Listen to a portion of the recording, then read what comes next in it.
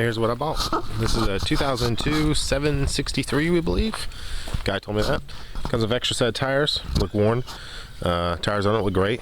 Let's see what else. Needs inspection covers. Yeah, I got a friend who wants to charge me a lot for inspection covers, so I'm gonna just make some. Yeah, and it's got a creative wiring solution. It's got a new engine in it, but the cylinders are rebuilt. It seems to work great. Yeah. Auxiliary hydraulics work on it. I paid $6, which is probably like the most I've ever paid for a Bobcat. Well, I bought the T190 for around that. So, but it's ready to go and runs and drives. And yeah, it's going to be a good flip because everyone wants a diesel one. Yeah, I know I at least get, you know, what I paid for out of it. But yeah. Here's the finished product right here.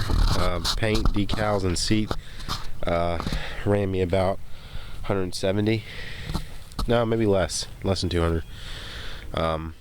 Let's see, I haven't even put a full tank of gas in it. It was full when I bought it and it's still full. Got to test it a little bit more. I painted the rims. They actually need another coat. But yeah, I mean, the paint job's not the best paint job I've ever done on one. It had a lot of rust. But the serial number's clean. Has the back window still, which is kind of rare for these. Most times they don't have the back window. The auxiliary hydraulics work. And so basically all it needs is a new owner.